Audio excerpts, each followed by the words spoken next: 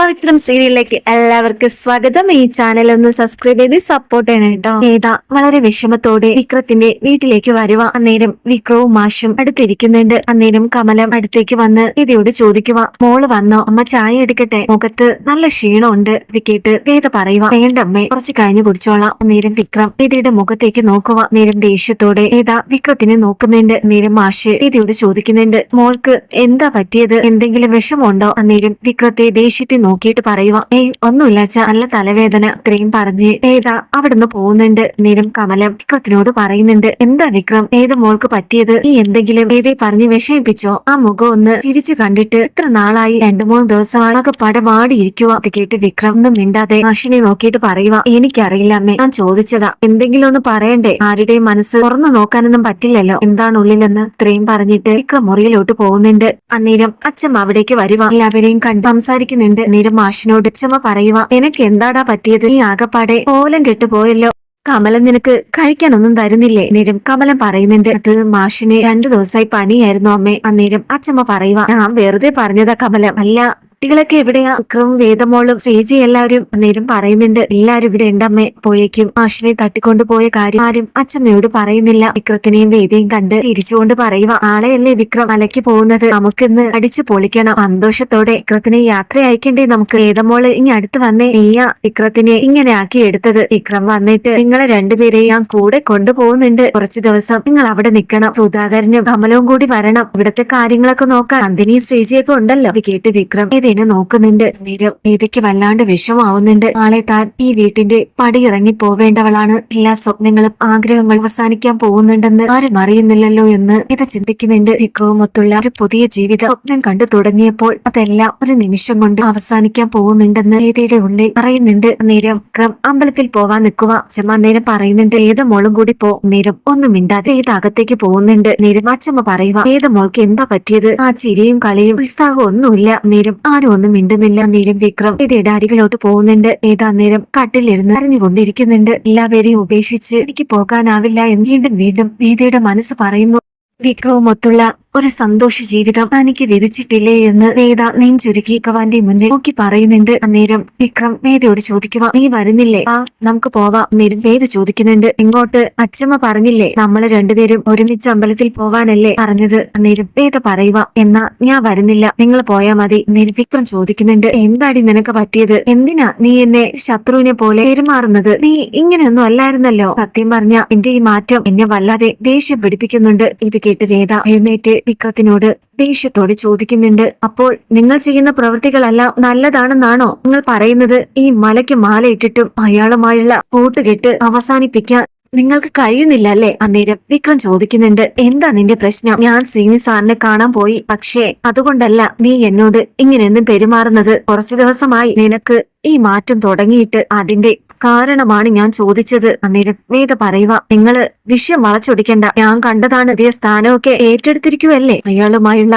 എല്ലാ കൂട്ടുകെട്ടുകളും അവസാനിപ്പിക്കണമെന്ന് ഞാൻ നിങ്ങളോട് പറഞ്ഞതല്ലേ? ഈ വീട്ടിൽ എല്ലാവരുടെ ആഗ്രഹവും അത് തന്നെയാണ്. എന്നിട്ട് നിങ്ങൾ ഇയാളുടെ വലം കൈയായി അടിമയെ പോലെ നിൽക്കുന്നത് കാണുമ്പോ പിന്നെ ഞാൻ നിങ്ങളോട് എന്ത് പറയണം? ഒന്നെനിക്ക് മനസ്സിലാക്കാൻ പറ്റുന്നുണ്ട്, നിങ്ങൾ ഒരിക്കലും നേരെയാവില്ലെന്ന്. ആരൊക്കെ ശ്രമിച്ചാലും നിങ്ങളും ശ്രീകാര്യം ശ്രീനിവാസനുമായുള്ള ബന്ധം അവസാനിപ്പിക്കില്ല. നേരം വിക്രം ചോദിക്കുന്നുണ്ട്, അതുകൊണ്ട് നീ എന്ത് ചെയ്യാൻ പോകുന്നു? ഈ വീട് വിട്ട് പോണോ നിനക്ക്? കുറച്ചു ദിവസമായി നീ അത് സൂചിപ്പിക്കുന്നുണ്ട്. ഒരു കാരണമുണ്ടാക്കി ഈ വീട് വിട്ട് പോകാനാണെങ്കിൽ ഒറ്റോ നീ എനിക്ക് തടുക്കാനാവില്ലല്ലോ എന്ന് കരുതി ഈ വിഷയത്തിൽ തൂങ്ങി പിടിക്കണ്ട. ഈ കാരണം കൊണ്ടാണ് നീ പോകുന്നതെന്നില്ല അവരെ വരുത്തി തീർക്കണം. അതാ നിന്റെ ഉദ്ദേശം. നിർവേദ പറയുന്നുണ്ട്, അങ്ങനെ നിങ്ങൾക്ക് തോന്നിയെങ്കിൽ എനിക്കൊന്നും ചെയ്യാൻ പറ്റില്ല. എന്നാ ഞാൻ ഇപ്പൊ ചോദിക്കാം, അയാളുമായുള്ള സകല ഇടപാടുകളും നിങ്ങൾക്ക് അവസാനിപ്പിക്കാൻ തയ്യാറാണോ ഈ നിമിഷം? ഇത് കേട്ട് വിക്രം പറയുന്നുണ്ട്, ഞാൻ അതിന് ഇപ്പോ തല്ലിനോ വഴക്കിനോ ഒന്നും പോകുന്നില്ല. അത് നിനക്കും അറിയാലോ. 6 സ്ഥാനാർത്ഥിയായപ്പോ അതിന്റെ ആഘോഷത്തിൽ പങ്കെടുക്കാൻ എന്നെ വിളിച്ചു. യുവജനങ്ങളുടെ നേതാവായി സാർ എന്നെ പ്രഖ്യാപിച്ചു എന്ന് കരുതി ഞാൻ വഴക്കിനോ തല്ലുകൂടാനോ നീ പോകത്തില്ല.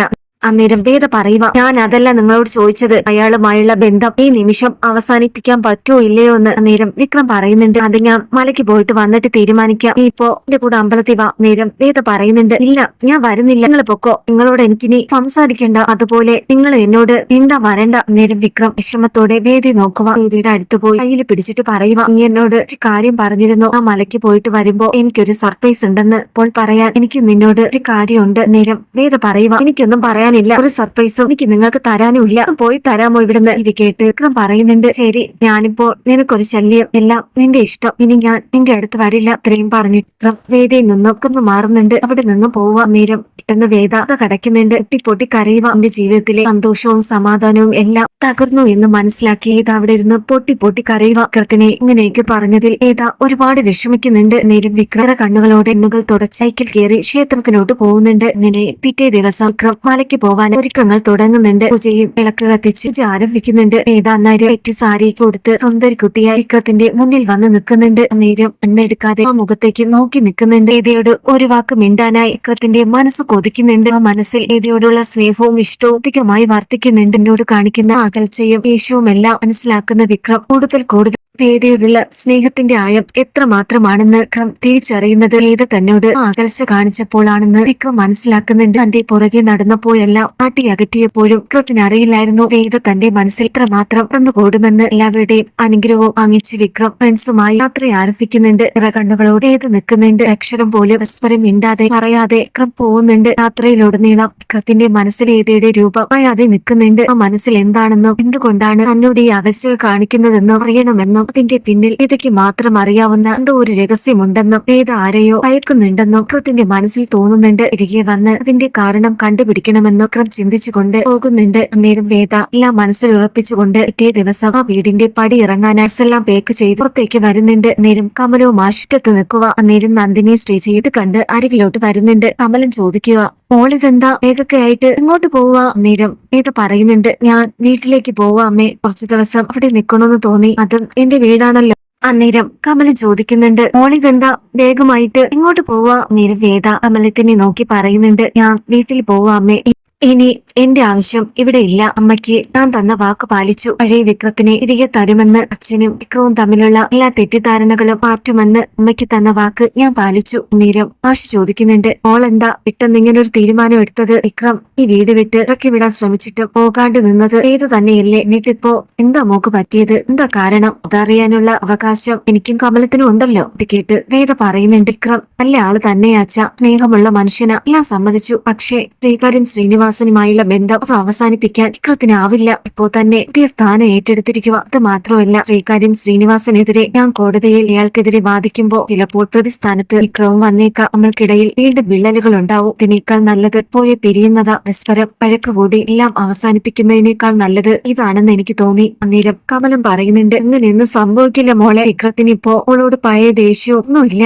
എനിക്ക് മാഷിനും അറിയാം വിക്രത്തിന് മോളെ ഇപ്പൊ ഇഷ്ടമാ. ആ മനസ്സിൽ മോള് മാത്രമേ ഉള്ളൂ. അവൻ പറഞ്ഞില്ലെങ്കിലും നമുക്കറിയാം മോളെ വിക്രം ആര്യയെ അംഗീകരിക്കുന്നുണ്ട്. മനസ്സുകൊണ്ട് അവൻ മലയ്ക്ക് പോയി വന്നോട്ടെ, എന്നിട്ട് നമുക്ക് സംസാരിച്ച് എന്താന്ന് വെച്ച് ചെയ്യാം. അന്നേരം വേദ പറയുന്നുണ്ട്, വേണ്ടമ്മേ, ഞാൻ തീരുമാനിച്ചു. ഇനി എന്നെ തടുക്കാൻ ആരും ശ്രമിക്കണ്ട. ഞാൻ പോകുന്നത് എന്റെ വീട്ടിലേക്കാ. അത് പോകണ്ടെന്ന് പറയാൻ ഇവിടെ ആർക്കും ഒരവകാശവും ഇല്ല. കാരണം ആരുടെയും ഇഷ്ടമില്ലാതെ അലിഞ്ഞു കയറി വന്നവളാ. വിക്രത്തിന്റെ ഭാര്യയാണെന്ന് അവകാശം ഞാൻ ഉണ്ടാക്കിയെടുത്തതാ, ആരും എനിക്ക് തന്നതല്ല. അങ്ങനെയുള്ളപ്പോ വന്നതുപോലെ തിരിച്ചു പോകുമ്പോ അത് തടയാൻ വിക്രത്തിന് പോലും അവകാശമില്ല. കേട്ട് കമൽ കരഞ്ഞുകൊണ്ട് അകത്തേക്ക് പോകുന്നുണ്ട്. നേരം ഇതെല്ലാം കണ്ട് സന്തോഷിച്ചും തിന്നി നിൽക്കുന്നുണ്ട്. നേരം ശ്രീജ കരഞ്ഞുകൊണ്ട് ഇതിയോട് പറയുക, ഓവല്ലേ മോളെ, വിക്രം വന്നിട്ട് അവനോട് പറഞ്ഞിട്ട് കൂടെ. നേരം മാഷ് പറയുന്നുണ്ട്, വേണ്ട, ആരും തടുക്കണ്ട, വേദയുടെ ഇഷ്ടം പോലെ ചെയ്തോട്ടെ. നേരം വേദ ഇരിഞ്ഞു നോക്കാതെ വേഗമായി ആ വീടിന്റെ പടി ഇറങ്ങി പോകുന്നുണ്ട്. നേരം ശ്രീജയും നന്ദിനിയും മാഷും എല്ലാവരും ഇത് കണ്ടു നിൽക്കുന്നുണ്ട്. എന്ന് മിണ്ടാതെ മാഷ് അകത്തേക്ക് പോകുന്നുണ്ട്. കമലത്തെ ആശ്വസിപ്പിക്കുന്നുണ്ട്, താൻ കരയാതെ, ഭഗവാന ഇത് ഇവിടെ കൊണ്ടുവന്നത്. വിക്രത്തിന്റെ ഭാര്യയായി ഈ വീട്ടിൽ ജീവിക്കാൻ ഭഗവാൻ ഇഷ്ടമുണ്ടെങ്കിൽ ഏത് തിരികെ ഇങ്ങോട്ടേക്ക് തന്നെ വരും. അന്നേരം കരഞ്ഞുകൊണ്ട് കമലം പറയുക, എനിക്കിത് സഹിക്കാൻ പറ്റുന്നില്ല മാഷെ. ഏത മോളെ അത്രയ്ക്ക് ഞാൻ സ്നേഹിച്ചു പോയി. നമ്മുടെ സ്വന്തം മോളെ പോലെ മരുമകളായിട്ടല്ല മകളായിട്ടാ ഞാൻ അവളെ കണ്ടത്. എല്ലാം ഒരു നിമിഷം കൊണ്ട് അവസാനിച്ചില്ലേ മാഷെ. നേരം മാഷിന് വല്ലാത്ത വിഷമം തോന്നുന്നുണ്ട്. വേദ കരഞ്ഞുകൊണ്ട് വിക്രത്തിന്റെ ഓർമ്മകളുമായി ഞാൻ ആദ്യമായി ആ വീട്ടിലേക്ക് കാലെടുത്ത് വെച്ച ആ നിമിഷം മുതൽ വിക്രം മലയ്ക്ക് പോകുന്നത് വരെയുള്ള എല്ലാ സംഭവങ്ങളും ഓർത്തെടുക്കുന്നുണ്ട്. താനും വിക്രവുമായുള്ള സന്തോഷ നിമിഷങ്ങൾ, പ്രണയ നിമിഷങ്ങൾ, ഇണക്കങ്ങളും സന്തോഷങ്ങളും എല്ലാം ചിത്രം പോലെ ഏതയുടെ മനസ്സിലോട്ട് ആഞ്ഞെത്തുന്നുണ്ട്. എല്ലാം നഷ്ടപ്പെട്ടവളെ പോലെ എന്റെ ജീവിതം ശ്രീകാന്ത് കവർന്നെടുത്തതിന്റെ ദേഷ്യവുമായി ഏത നടക്കുന്നുണ്ട്. നേരം ഏതയുടെ മുന്നിൽ ശ്രീകാന്ത് കാർ കൊണ്ട് നിർത്തുക. ചിരിച്ചുകൊണ്ട് ഏതയെ നോക്കുന്നുണ്ട്. അന്നേരം ദേഷ്യത്തോടെ ഏത ശ്രീകാന്തിനെ നോക്കുക. അന്നേരം ശ്രീകാന്ത് പറയുന്നുണ്ട്, എന്താ നിൽക്കുന്നത്, അന്ന് വണ്ടിയിലോട്ട് കയറ്. ഉടനെ ശ്രീകാന്ത് കാറിൽ നിന്നും ഇറങ്ങി ഏതയുടെ കയ്യിലിരിക്കുന്ന ബാഗ് കീഴി വെച്ചിട്ട് ഡോർ തുറന്നു കൊടുക്കുന്നുണ്ട്. നേരം വേദ അതിലോട്ട് കയറുന്നുണ്ട്. ശ്രീകാന്ത് ചിരിച്ചുകൊണ്ട് വേദയും കൊണ്ട് അവിടുന്ന് പോവുക. നേരം വേദയെ നോക്കി പറയുന്നുണ്ട്, നീ പറഞ്ഞതുപോലെ തന്നെ അനുസരിച്ചല്ലോ. എന്നിട്ട് പറയുക, നീ ഇനി ഒരിക്കലും അവനെ കാണില്ല, അതുപോലെ നിന്നെയും അവനും നീയും തമ്മിലുള്ള എല്ലാ ബന്ധവും ഇതോടെ അവസാനിച്ചു. പുതിയ വേദയായി ഇണ്ടത്തെ നമ്മുടെ എല്ലാം പ്രിയപ്പെട്ട വേദയായി തിരികെ നീ നമ്മുടെ വീട്ടിലേക്ക് തന്നെ എത്തിയത് നീ കണ്ടോ? എല്ലാം നീ മറക്കണം. ഒരു വർഷം അവനുമായി ആ വീട്ടിൽ താമസിച്ചത് നിനക്ക് പറ്റിയ ഒരു അബദ്ധമായി കാണണം. എന്നിട്ട് എല്ലാം മറന്ന് ദർശനം നീയും വിവാഹം കഴിക്കണം. അതാണ് എന്റെയും അച്ഛന്റെയും എല്ലാവരുടെയും ആഗ്രഹം. ഇത് കേട്ട് വേദ ശ്രീകാന്തിനോട് പറയുന്നുണ്ട്, ഓ അതിനു വേണ്ടിയായിരുന്നു അതൊക്കെ ചെയ്തു കൂട്ടിയത്. എന്നാ ഒന്നോർത്തോ, ഈ വേദ എല്ലാം ഉപേക്ഷിച്ചിട്ടാണ് വന്നത്. പക്ഷേ എന്റെ മനസ്സിൽ നിന്നും വിക്രത്തിനെയും ആ കുടുംബത്തിനെയും ആ മനസ്സിൽ നിന്നും കളഞ്ഞിട്ടല്ല വന്നത്. എന്റെ ജീവിതത്തിൽ വിക്രം മാത്രമായിരിക്കും എന്റെ ഭർത്താവ്. എന്റെ കഴുത്തിൽ ഈ താലി ഉള്ളിടത്തോളം കാലം മറ്റൊരാള് എന്റെ കഴുത്തിൽ താലി കെട്ടില്ല. അതിന് എന്നെ കൊല്ലണം. ഇത് കേട്ട് ശ്രീകാന്ത് ദേഷ്യത്തോടെ വേദയോട് പറയുക, എടി എന്നെ കൊണ്ട് ഇത്രയൊക്കെ എനിക്ക് ചെയ്യാൻ പറ്റുമെങ്കിൽ അവനെയും അവന്റെ വീട്ടുകാരെയും ഉപേക്ഷിച്ച് നീ എന്റെ കൂടെ വരുത്തിക്കാൻ എനിക്ക് പറ്റിയെങ്കിൽ ഇതിനാണോ പാട്? എന്നെ കൊണ്ട് ദർശനമായുള്ള കല്യാണത്തിന് ഞാൻ സമ്മതിപ്പിക്കും.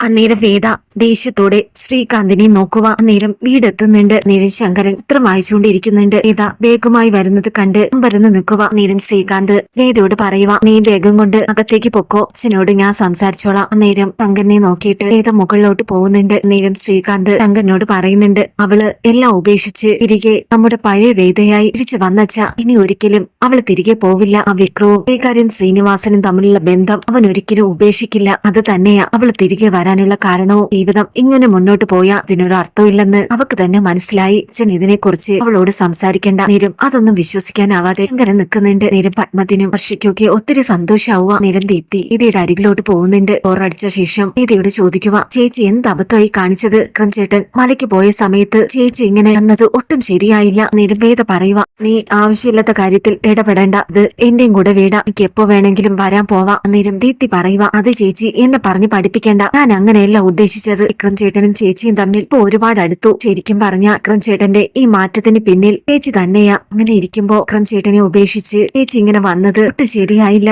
അത് ഏറ്റവും കൂടുതൽ ബാധിക്കാൻ പോകുന്നത് വിക്രം ചേട്ടനെ തന്നെയാ. ഇത് കേട്ട് വേദ ദീപ്തിയെ നോക്കുന്നുണ്ട്. നേരം ദീപ്തി പറയുക, ചേച്ചി ഇങ്ങനെ നോക്കണ്ട. എന്തായാലും ചേച്ചി വീട്ടിലെത്തി. ഇനി വിക്രം ചേട്ടന്റെ ശല്യം ഉണ്ടാകാതിരിക്കാൻ ആക്ക് വേണമെങ്കിൽ വിക്രം ചേട്ടനെ എന്തും ചെയ്യാം. ചേച്ചി ഇപ്പോൾ ഈ വന്നതിന്റെ പിന്നിലും എന്തോ ഒരു കാരണമുണ്ട്. എന്തോ ഒന്ന് ചേച്ചിയെ ബാധിച്ചിട്ടുണ്ട്. വിക്രം ചേട്ടനും ചേച്ചിയും തമ്മിൽ ഒരു പ്രശ്നവും അത് മറ്റെന്തോ ആണ് ചേച്ചിയുടെ മനസ്സിനെ ഇളക്കിയത്. പക്ഷേ ചേച്ചി ഒന്നോർത്തോ, ചേച്ചി ഇങ്ങോട്ട് വന്നതിനെ ഓർത്ത് ചേച്ചിക്ക് ഒരിക്കൽ കുറ്റബോധം തോന്നും. വരണ്ടായിരുന്നുവെന്ന്. ഇത്രയും പറഞ്ഞിട്ട് ദീപ്തി അവിടെ നിന്ന് പോകുന്നുണ്ട്. നേരം വേദയ്ക്ക് ഒരു സ്വസ്ഥതയും ഇല്ലാതെ ഒരു സമാധാനവും സന്തോഷവും ഇല്ലാതെ വിങ്ങി മുറിക്കുള്ളിൽ ഇരിക്കുന്നുണ്ട്. നേരം ഇതൊന്നും അറിയാതെ വിക്രം അല്ല ചവിട്ടി വിളിച്ചു തൊഴുത് അയ്യപ്പ ദർശനം നടത്തി താനും വേദയുമായിട്ടുള്ള ഒരു പുതിയ ജീവിതം സ്വപ്നം കണ്ടുകൊണ്ട് അതിനു വേണ്ടി പ്രാർത്ഥിച്ചുകൊണ്ട് ഒന്നിച്ചൊരു ജീവിതം കൊതിച്ചുകൊണ്ട് പ്രാർത്ഥനയോടെ വിക്രവും ഫ്രണ്ട്സും തിരികെ വരുന്നുണ്ട്. ഏതിക്ക് കൊടുക്കാനായി അയ്യപ്പ വിഗ്രഹവും വിക്രം വാങ്ങുന്നുണ്ട്. ഇത് നോക്കി ഏതി സ്വപ്നം കണ്ട് വീട്ടിലേക്ക് വരുവാ. വിക്രം അന്നേരം അശ്വിനെയും കമലത്തിനെയും നോക്കി പറയുന്നുണ്ട്, അമ്മ പറഞ്ഞതൊക്കെ ഭഗവാനോട് പ്രാർത്ഥിച്ചിട്ടുണ്ട്. അതുപോലെ അച്ഛന് വേണ്ടിയും നമുക്കിനി നല്ലതേ വരത്തുള്ളൂ. അയ്യപ്പന്റെ അനുഗ്രഹം എന്നും ഈ വീടിനുണ്ടാവും, അല്ലേ അമ്മേ? അന്നേരം അശ്വും കമലവും പരസ്പരം നോക്കുന്നുണ്ട്. നേരം വിക്രം ചോദിക്കുക, ആരെയും കണ്ടില്ലല്ലോ, എല്ലാരും എവിടെയാ? നേരം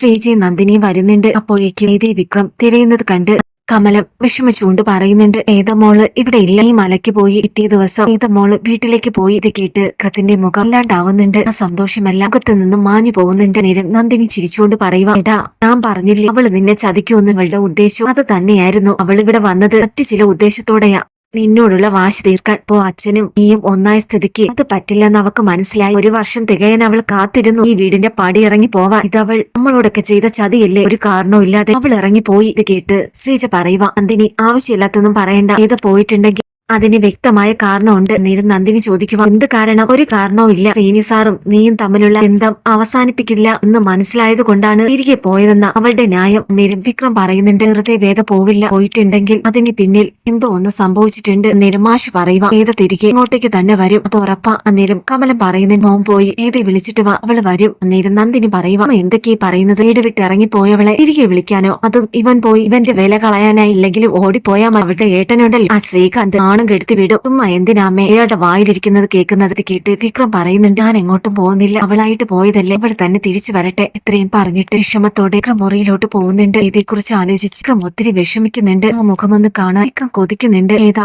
തന്നെ വിട്ടു പോയെന്ന് മനസ്സിലാക്കിയ വിക്രം ഏതയെ താൻ ഇത്രമാത്രം സ്നേഹിക്കുന്നുണ്ടെന്ന് വിക്രം മനസ്സിലാക്കുന്ന ഒരു നിമിഷം പോലും ഏതയെ പിരിഞ്ഞിരിക്കാൻ തനിക്കാവില്ല എന്ന സത്യം വേദയുമായുള്ള അകൽച്ചയിൽ നിന്നും വിക്രത്തിന് മനസ്സിലാവുന്നുണ്ട്. ഇതേ കാണാതെ മനസ്സ് പിടയുന്നുണ്ട്. നേരം ശ്രീജ വന്നിട്ട് പറയുക, വിക്രം എനിക്കറിയാം എന്റെ മനസ്സിൽ വേദയുടെ സ്ഥാനം എന്താണെന്ന്. എനിക്ക് വേദയെ ഒത്തിരി ഇഷ്ടമാണ്. അതുപോലെ വേദയ്ക്കും ഇത് മനസ്സിലാക്കിക്കൊണ്ട് പറയുക, വേദ സ്വന്തം ഇഷ്ടപ്രകാരമല്ല വീട് വിട്ട് ഇറങ്ങിയത്. ഇതിന്റെ പിന്നിൽ എന്തോ ഒരു കാരണമുണ്ട്. നിന്നോട് ആരോടും പറയാത്ത എന്തോ ഒരു രഹസ്യം. ഇത് കണ്ടുപിടിക്കണം.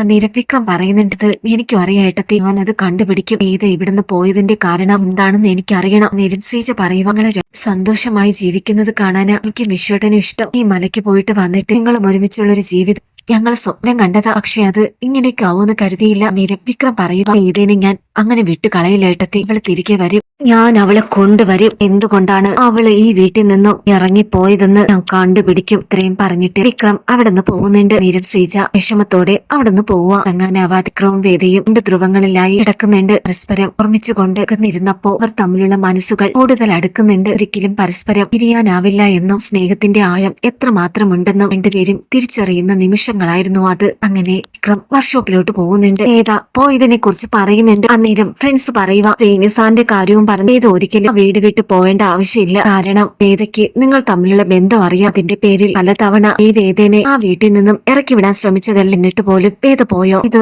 അതൊന്നുമല്ല കാരണം. അന്നേരം വിക്രം പറയുന്നുണ്ട്, എനിക്ക് കണ്ടുപിടിക്കണം ഇതിന്റെ പിന്നിൽ ആരാണെന്ന്.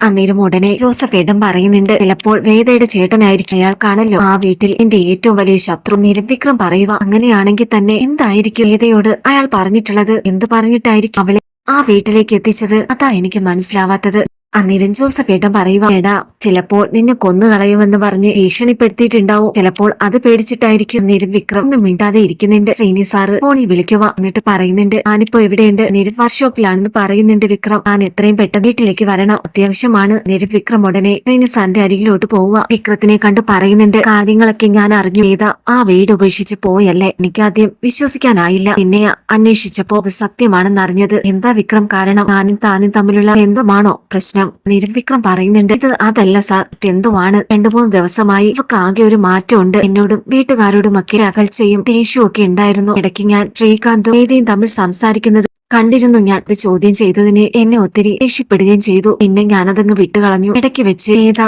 ഓഫീസിൽ ഉണ്ടായിരുന്നില്ല. വീട്ടിൽ ഒത്തിരി വൈകിയാണ് വന്നത്. ആ സമയം അവൾ എവിടെയാണെന്ന് എത്ര ചോദിച്ചിട്ട് അവൾ സത്യം പറഞ്ഞില്ല. ഏതോ ഒരു ക്ലയന്റിനെ കാണാൻ പോയെന്നാ പറഞ്ഞത്. പക്ഷെ അതല്ല സത്യമെന്ന് എനിക്കറിയാം. അന്ന് ആ വരവോടെയാ വേദയ്ക്ക് മാറ്റം സംഭവിച്ചത്. അവളുടെ സ്വഭാവത്തിനൊക്കെ ഒരു ചേഞ്ച് വന്നത്. ഇത്രയും സമയം അവൾ എവിടെ ഉണ്ടായിരുന്നെന്ന് അറിയണം. അതിനിടയിൽ എന്താണ് സംഭവിച്ചതെന്ന് അവൾക്ക് മാത്രമേ അറിയൂ. അന്നേരം ശ്രീനി സാർ പറയുന്നുണ്ട്, അങ്ങനെയാണെങ്കിൽ അതിന് പിന്നിൽ MLA വാസവനായിരിക്കും, ഇല്ലെങ്കിൽ ആ ശ്രീകാന്ത് തന്നെയായിരിക്കും. നമുക്ക് അന്വേഷിക്കാം. എനിക്ക് വിഷമമുണ്ടല്ലേ വേദയെ പിരിഞ്ഞതിൽ? നേരി വിക്രം ഈ കാര്യം ശ്രീനിവാസനോട് പറയുക. സത്യം പറയാലോ സാർ, എനിക്ക് അവളോട് ഒരു തരത്തിലുള്ള ഇഷ്ടവും ഉണ്ടായിരുന്നില്ല. അത് അങ്ങനെ ആവാൻ കാരണം എനിക്ക് അതിനുള്ള യോഗ്യത ഇല്ലാത്തത് കൊണ്ട് തന്നെയാ അവളെ എന്റെ മനസ്സിലോട്ട് ഞാൻ കേറ്റാത്തത്. പക്ഷേ പിന്നെ എപ്പോഴും അവളെ ഞാൻ സ്നേഹിക്കാൻ തുടങ്ങി. എന്റെ കുടുംബത്തിനെയും എന്നെയും അവള് മനസ്സിലാക്കിയപ്പോ, സ്വന്തം വീടായി അവൾ എന്റെ വീട് കണ്ടപ്പോ, എനിക്ക് വേണ്ടി എന്തും ചെയ്യാൻ അവൾ തയ്യാറായപ്പോ, എന്റെ ജീവൻ രക്ഷിക്കാൻ അവള് വാസവന്റെ എടുത്തു ചാടിയപ്പോ എനിക്ക് മനസ്സിലായി ഇത് എന്നെ ഒത്തിരി സ്നേഹിക്കുന്നുണ്ടെന്ന്. അങ്ങനെയുള്ളവളെ എങ്ങനെയാ സാർ തിരിച്ചു സ്നേഹിക്കാതിരിക്കാനാവും? അങ്ങനെ ഞാൻ അറിയാതെ എന്റെ മനസ്സിൽ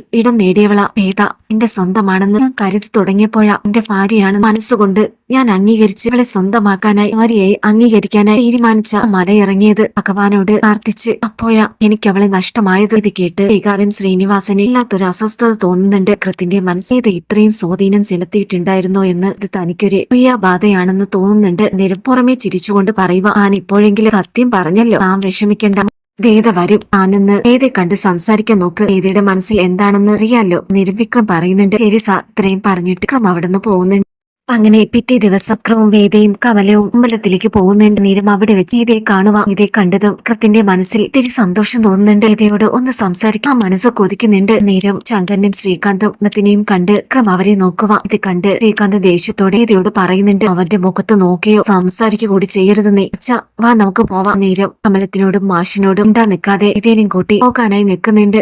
വിക്രം ഇതയോട് സംസാരിക്കാൻ ആ മനസ്സ് കൊതിക്കുന്നുണ്ട്. വിക്രത്തിനെ കണ്ട് വേദ നോട്ടം നോക്കുന്നുണ്ട്. ഒക്കെ ശേഷം മൈൻഡ് ചെയ്യാതെ കാണാതെ കാറിൽ കയറി പോവാ. ഇത് കണ്ട് ചങ്ക് പൊട്ടി നിൽക്കുന്നുണ്ട് വിക്രം. എന്നിട്ട് മനസ്സുകൊണ്ട് പറയുക, നീ എന്റെ പെണ്ണ, ഞാൻ നിന്നെ ആർക്കും വിട്ടുകൊടുക്കില്ല. സത്യം ഞാൻ കണ്ടുപിടിക്കും. നീ എന്നെ നിന്നും അകന്നു പോവാൻ കാരണം എന്താണെന്ന്. നേരം വിക്രം രാത്രി ഉറങ്ങാനാവാ ഗീതയോട് സംസാരിക്കാനായി മനസ്സ് കൊതിക്കുന്നുണ്ട്. എങ്ങനെയെങ്കിലും ഗീതയെ കാണണമെന്ന് വിക്രം തീരുമാനിക്കുന്നുണ്ട്. ആരും കാണാതെ ബൈക്കുമെടുത്ത് വിക്രം ഗീതയുടെ വീട്ടിലേക്ക് പോവാ. രാത്രി ഗീതയുടെ വീട്ടിന്റെ മതിൽ ചാടുന്നുണ്ട്. ഗീതയുടെ മുറിയിൽ പോയി ജനൽ തട്ടുക. നേരം കൃത്യ ആലോചിച്ച് ഗീത കിടക്കുന്നുണ്ട്. കൃത്യ ഒരു നോക്കു കാണാൻ ഇത് കൊതിക്കുന്നുണ്ട്. അമ്പലനടയിൽ വെച്ച് കൃത്യ കണ്ട് ആ മുഖം ഓർത്തുകൊണ്ട് ഗീത കിടക്കുക. നേരം വിക്രം ജനൽ തട്ടുന്നുണ്ട്. ഗീത പേടിച്ച് ആരാന്ന് ചോദിക്കുന്നുണ്ട്. നേരം വിക്രം പുറത്തുനിന്ന് പറയുക, ഈ ജനൽ തുറക്ക്, ഇത് ഞാനാ വിക്രം. ഇത് കേട്ടതും ഗീത ആകെ ഭയക്കുന്നുണ്ട്. ഇതിനെ തന്നെ ജനൽ പോയി തുറക്കുന്നുണ്ട്. വിക്രത്തിന്റെ മുഖം കണ്ട് ഗീത ആകെ അമ്പരന്ന് നിൽക്കുന്നുണ്ട്. കണ്ണെടുക്കാതെ ഒരു നിമിഷം രണ്ടുപേരും പരസ്പരം എല്ലാം മറന്ന് നോക്കി നിൽക്കുന്നുണ്ട്. അന്നേരം ഗീത ചോദിക്കും, എന്തിനാ നിങ്ങൾ വന്നത്? ആരെങ്കിലും കണ്ടേട്ടും കണ്ട പിന്നെ നിങ്ങൾ വെറുതെ വിടില്ല. വിക്രം പറയുന്നുണ്ട്, ഞാനൊരു കാര്യം ചോദിക്കാൻ വന്നതാ, അറിഞ്ഞിട്ടേ ഞാൻ പോവൂ. ഗീത ചോദിക്കുന്നുണ്ട്, എന്ത് കാര്യമാ? വിക്രം പറയുന്നുണ്ട്, എന്തുകൊണ്ടാ നീ എന്നെയും എന്റെ വീടും ഉപേക്ഷിച്ച് തിരികെ വന്നത്? തറിഞ്ഞ ആ നിമിഷം ഞാൻ പോവാം. ഗീത പറയുന്നുണ്ട്, ഞാൻ പറഞ്ഞല്ലോ ഈ കാര്യം ശ്രീനിവാസനും തമ്മിലുള്ള ബന്ധം തന്നെയാ. വിക്രം പറയുന്നുണ്ട്, അതല്ല, മറ്റെന്തോ കാരണമാണ് ഈ അന്ന് ഒരു ദിവസം രാത്രി ഇത്തിരി വൈകിയ വീട്ടിൽ വന്നത്.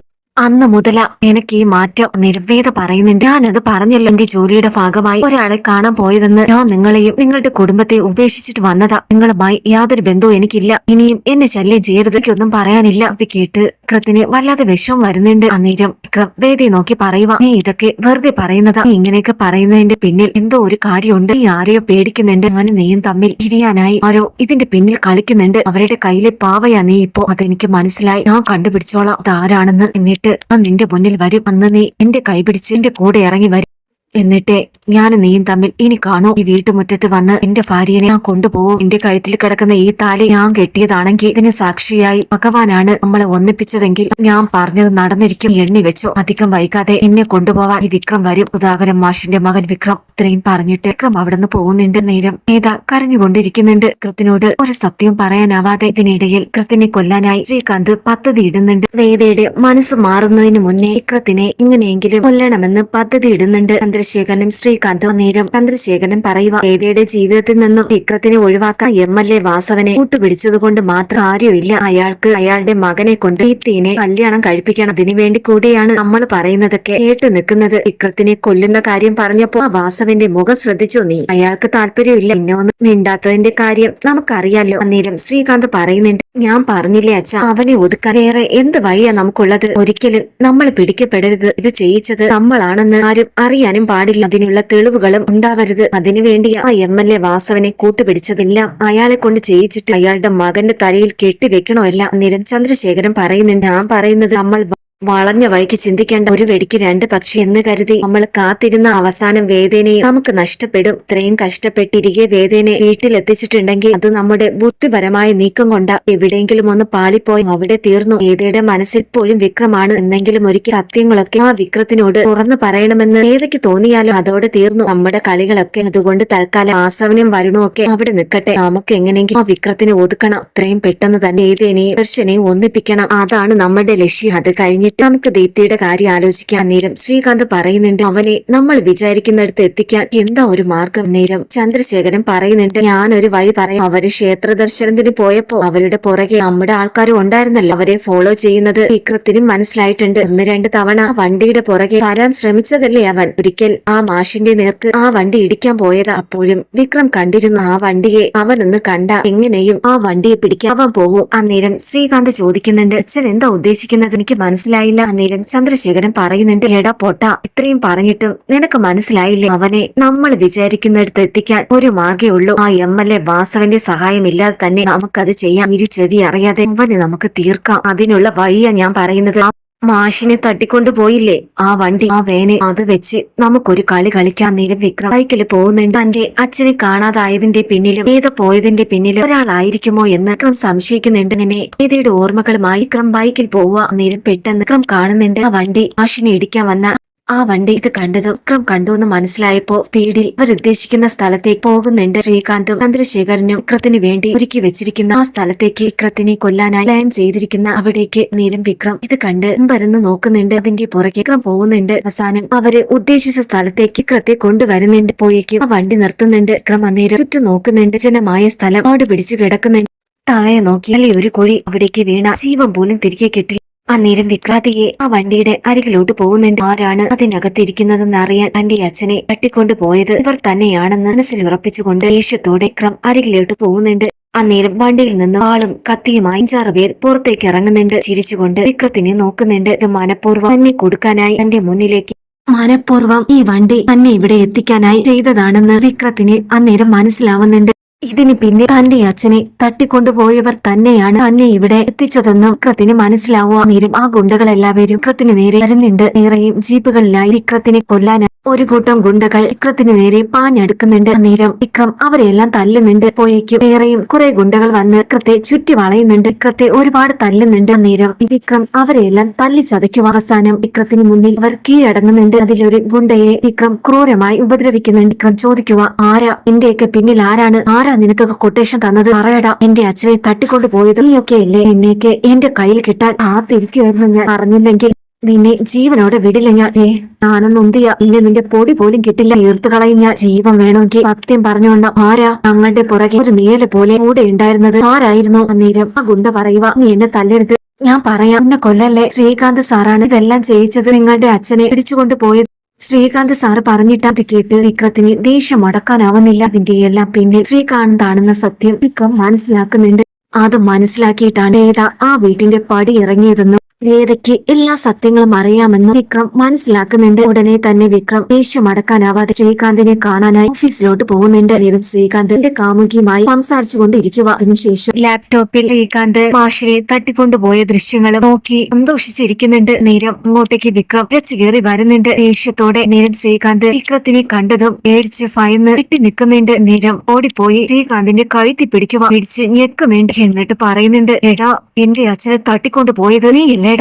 വേദ എന്റെ വീട് വിട്ടിറങ്ങിയതിന്റെ പിന്നിൽ നിന്റെ കൈകളാ. ഞാൻ അറിയാത്ത എന്ത് രഹസ്യമാ എനിക്ക് വേദയ്ക്ക് ഉള്ളത്? പറയടാ. നേരം ശ്രീകാന്ത് പറയുന്നുണ്ട്, എന്റെ കഴുത്ത് വിട്. നീ നിനക്ക് എന്താ വേണ്ടത്? ഞാൻ പോലീസിനെ അറിയിക്കും. നേരം വിക്രം പറയുന്നുണ്ട്, വിളിക്കടാ നിന്റെ പോലീസിനെ. എന്നെ കൊന്നിട്ടേ ഞാൻ ഇവിടുന്ന് പോവും. എന്റെ അച്ഛനെ തൊടാൻ നിനക്ക് എങ്ങനെ ധൈര്യം വന്ന്? നേരം ശ്രീകാന്ത് വിക്രത്തെ പിടിച്ച് ഉന്തുന്നുണ്ട്. നേരം ശ്രീകാന്തിന്റെ ടേബിളിലിരുന്ന ലാപ്ടോപ്പ് താഴോട്ട് വീഴുവാ. നേരം വിക്രം ഒച്ച കേട്ട് ആ ലാപ്ടോപ്പിലോട്ട് ശ്രദ്ധിക്കുന്നുണ്ട്. നേരം തന്റെ അച്ഛനെ ഇടിച്ചുകൊണ്ടുപോയി ഉപ്പ് കൊടുത്ത് കിടത്തിയിരിക്കുന്ന ദൃശ്യങ്ങളും എല്ലാം വിക്രം കാണുന്നുണ്ട്. അന്നേരം ഓടിപ്പോയി എടുക്കുന്നുണ്ട്. ഇത് കണ്ട് ശ്രീകാന്ത് പേടിച്ച് വിറച്ച് നിൽക്കുന്നുണ്ട്. തന്റെ കള്ളക്കളികളെല്ലാം വിക്രം മനസ്സിലാക്കി. ഇനി തനിക്ക് ഒരു രക്ഷയും ഇല്ല എന്ന് ശ്രീകാന്ത് മനസ്സിലാക്കുന്നുണ്ട്. അന്നേരം ഇത് കണ്ട് വിക്രത്തിന്റെ ദേഷ്യം ഇരട്ടിക്കുന്നുണ്ട്. അന്നേരം വിക്രം ശ്രീകാന്തിനെ നോക്കി പറയുക, കണ്ടോ ദൈവം എന്റെ കൂടെയാ. നിന്റെ ചതി വെളിവ് സഹിതം എനിക്ക് കിട്ടിയത് കണ്ടോ? നിന്റെ ലാപ്ടോപ്പിൽ നിന്ന് ഇത് മാത്രം മതി എന്നെ പൂട്ടാൻ. ഇതറിഞ്ഞ എന്താ സംഭവിക്കാൻ പോകുന്നതെന്ന് നിനക്കറിയാലോ. അന്നേരം ശ്രീകാന്ത് പറയുന്നുണ്ട്, വിക്രം പ്ലീസ് ഇത് ആരോടും പറയരുത്. അന്നേരം വിക്രം പറയുന്നുണ്ട്, എന്നാ പറ ഏതാ എന്തുകൊണ്ടാ എന്റെ വീട്ടിൽ നിന്നും ഇറങ്ങിപ്പോയത്? അറിഞ്ഞില്ലെങ്കിൽ ഇത് ഞാൻ ആദ്യം കാണിക്കാൻ പോകുന്നത് നിന്റെ അച്ഛനെയായിരിക്കും. നേരം ശ്രീകാന്ത് പറയുന്നുണ്ട്, ഞാൻ എല്ലാം പറയാം, പക്ഷെ നീ ഈ കാര്യം ആരോടും പറയരുത്. എന്നാ പറയടാ.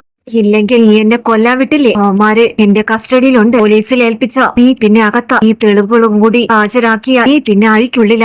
ഒരിക്കലും പുറത്തിറങ്ങാൻ പറ്റാത്ത രീതിയിൽ എന്റെ ജീവിതം നശിപ്പിക്കും. നേരം ശ്രീകാന്ത് പേടിക്കുന്നുണ്ട്. അപ്പോഴേക്കും പറയുക, എല്ലാം പറയാൻ പറഞ്ഞിട്ടാ ഏതാ എന്റെ വീട് വിട്ട് ഇറങ്ങിയത്? എന്റെ അച്ഛനെ ഞാൻ പിടിച്ചുകൊണ്ട് പോയത്. ഏതയും നീയും തമ്മിൽ എന്നേക്കുമായി പിരിയാനാ. ഏതയും ഞാൻ ഒരു ദിവസം ആരും അറിയാതെ വേദയെ ഞാൻ തട്ടിക്കൊണ്ടുപോയി ലാപ്ടോപ്പിലെ ദൃശ്യങ്ങൾ വേദയ്ക്ക് കാണിച്ചു കൊടുത്തു. തിരികെ നീ വീട്ടിൽ വന്നില്ലെങ്കിൽ എന്റെ അച്ഛനെ കൊല്ലുമെന്ന് ഭീഷണിപ്പെടുത്തി. എല്ലാം ഉപേക്ഷിച്ച് തിരികെ വന്ന എന്റെ അച്ഛനെ തിരിച്ചേൽപ്പിക്കാമെന്ന് വേദയോട് പറഞ്ഞു. ഈ കാര്യം ആരെങ്കിലും അറിഞ്ഞ എന്റെ അച്ഛനെ കൊല്ലുമെന്ന് ഭീഷണിപ്പെടുത്തി. ഇത് പേടിച്ച വേദ ആരോടും ഒന്നും പറയാതെ വീട് വിട്ടിറങ്ങിയത്. പറയുന്ന ഡിമാൻഡ് എല്ലാം വേദ അംഗീകരിച്ചത് കൊണ്ട് എന്റെ അച്ഛനെ തിരികെ നിന്റെ വീട്ടുമുറ്റത്ത് ഉണ്ടാക്കിയത്. ഇത് കേട്ട് വിക്രത്തിന് ദേഷ്യം വരുന്നുണ്ട്. ഒത്തിരി അടി ശ്രീകാന്തിന് കൊടുക്കുക. അല്ലി ചതച്ച് കൈയൊക്കെ അടിച്ചോടിക്കുന്നുണ്ട്. എന്നിട്ട് വിക്രം പറയുന്നുണ്ട്, ഞാനാണ് നിന്നെ തൊട്ടതെന്ന് ആരെങ്കിലും അറിയാലോ എന്നെ. അപ്പോൾ അതുകൊണ്ടാ വേദ എന്നോട് ഒന്നും പറയാതെ എന്നിൽ നിന്നും അകന്നു പോയത് അല്ലേടാ. നേരം വിക്രം ലാപ്ടോപ്പും എടുത്തിട്ട് ശ്രീകാന്തിനോട് പറയാൻ വേദയെ വിളിക്കാൻ വരും. നീ എന്റെ കൂടെ വേദയെ പറഞ്ഞയക്കണം, മനസ്സിലായല്ലോ? ഇല്ലെങ്കിൽ എന്നെ ഞാൻ കിടത്തും. എഴുന്നേക്കാൻ പറ്റാത്ത രീതിയിൽ ഇനി ഞാൻ പറയുന്നത് പോലെ നീ കേൾക്കണം എല്ലാം. അങ്ങനെ ശ്രീകാന്തിനെ വിക്രം ചവിട്ടി മതിക്കുന്നുണ്ട്. എല്ലാ ചതികളും വിക്രം കയ്യോടെ പിടികൂടുന്നുണ്ട്. വിക്രത്തിന്റെ പരിധിയിലാക്കുന്നുണ്ട് ശ്രീകാന്തിനെ. അന്നേരം ശ്രീകാന്ത് വേദനിച്ച് അയ്യോന്ന് വിളിച്ചിരിക്കുന്നുണ്ട്. അങ്ങനെ ഹോസ്പിറ്റലിൽ പോയി വീട്ടിലേക്ക് തിരികെ വരുന്നുണ്ട്. അപ്പോഴേക്കും വിക്രം വേദയെ വിളിക്കാനായി വീട്ടിലേക്ക് വരുവാൻ വിക്രത്തിനെ കണ്ട് ശ്രീകാന്ത് നോക്കുന്നുണ്ട്. അന്നേരം ശങ്കരനും പത്മവും ദീപ്തിയും എല്ലാവരും നിൽക്കുക. അന്നേരം വിക്രം പറയുന്നുണ്ട്, ഞാൻ വേദയെ വിളിക്കാൻ വന്നത്, എനിക്ക് അവളെ കൊണ്ടുപോകണം. അന്നേരം ശങ്കരൻ പറയുന്നുണ്ട്, വേദയുടെ ഇഷ്ടപ്രകാരം അവള് വിക്രത്തിന്റെ വീട്ടിൽ നിന്നും വന്നത്, ഇനി അങ്ങോട്ട് വരുന്നില്ലെന്നാണ് പറഞ്ഞത്. വേദയ്ക്ക് ഇഷ്ടമാണെങ്കിൽ നിനക്ക് അവളെ കൊണ്ടുപോകാം, അതല്ലാതെ ബലം പ്രയോഗിച്ച് നിനക്ക് അവളെ കൊണ്ടുപോകാൻ പറ്റില്ല. അന്നേരം വിക്രം പറയുന്നുണ്ട്, സാറ് വേദയൊന്ന് വിളിക്ക്, ഞാൻ അവളോട് ചോദിക്കട്ടെ എന്റെ കൂടെ വരാൻ ഇഷ്ടമുണ്ടോ എന്ന്. അന്നേരം വേദയെ വിളിക്കുന്നുണ്ട് വിക്രം. അന്നേരം ഇതിനെ നോക്കുന്നുണ്ട്. അപ്പോഴേക്കും ശങ്കരൻ പറയുന്നുണ്ട്, എന്നെ കൊണ്ടുപോവാനാണ് വിക്രം വന്നത്, നിനക്ക് പോവാൻ ഇഷ്ടമുണ്ടോ, ഇപ്പോ പറയണം. അന്നേരം വേദ വിക്രത്തിനെ നോക്കുന്നുണ്ട്. നേരം ശ്രീകാന്ത് പറയുക, വേദ ഈ വിക്രത്തിന്റെ കൂടെ പോ. ഇത് കേട്ടതും ഇത് ഞെട്ടലോടെ ശ്രീകാന്തിനെ നോക്കുന്നുണ്ട്. അന്നേരം വിക്രം പറയുന്നുണ്ട്, ഈ പറഞ്ഞത് കേട്ടല്ലോ, എന്റെ ഏട്ടൻ എന്താണ് പറഞ്ഞതെന്ന്, എന്റെ കൂടെ വരാൻ ഇനി എന്തിനാ മടിച്ചു നിൽക്കുന്നത്. നേരം ഒന്നും മനസ്സിലാവാത്തത് വേദ നിൽക്കുന്നുണ്ട്. അന്നേരം വിക്രം ചിരിച്ചുകൊണ്ട് വേദയോട് പറയുക, എന്നെ ഇവിടെ വരുത്തിച്ച ആള് തന്നെ എന്നോട് പറഞ്ഞത് കേട്ടില്ല, എന്റെ കൂടെ വരാൻ. ഇത് കേട്ട് വേദ ശ്രീകാന്തിനെ നോക്കുന്നുണ്ട്. നേരം ശ്രീകാന്ത് പറയുക, എന്നോട് ചെയ്ത എല്ലാ തെറ്റുകൾക്കും മാപ്പ്. ഈ വിക്രത്തിന്റെ കൂടെ പോണം. ഞാൻ നിങ്ങളെ രണ്ടുപേരെയും ശല്യം ചെയ്യില്ല, ഒരിക്കലും നിങ്ങളുടെ ജീവിതത്തിന്റെ ഇടയിൽ കയറി വരില്ല, എല്ലാ തെറ്റുകൾക്കും മാപ്പ്. അന്നേരം വേദയ്ക്ക് മനസ്സിലാവുന്നുണ്ട്, വിക്രം എല്ലാ സത്യങ്ങളും മറിഞ്ഞെന്ന്, എല്ലാത്തിനും പിന്നിൽ ശ്രീകാന്ത് ആണെന്നും. നേരം ഒന്നും മനസ്സിലാവാത്തത് പോലെ ശങ്കരനും പത്മവും എത്തി നിൽക്കുന്നുണ്ട്. അന്നേരം വേദ എട്ടലോടെ വിക്രത്തിനെ നോക്കുന്നുണ്ട്. അന്നേരം വിക്രം വേദയെ നോക്കി ചിരിച്ചുകൊണ്ട് കണ്ണിറുക്കി കാണിക്കുക. എന്നിട്ട് പറയുക, ദൈവം നമ്മുടെ കൂടെയാണ്, ഇവ. അന്നേരം ചിരിച്ചുകൊണ്ട് വേദ വിക്രത്തിനെ നോക്കുന്നുണ്ട്. അന്നേരം വിക്രം വേദയുടെ കൈ പിടിച്ച് നടക്കുന്നുണ്ട്. അന്നേരം ശ്രീകാന്ത് ഇത് കണ്ട് തങ്കു പൊട്ടി നിൽക്കുന്നുണ്ട് എന്ന് മനസ്സിലാവാത്തത് പോലെ ശങ്കരനും പത്മവും ദീപ്തി നിൽക്കുക.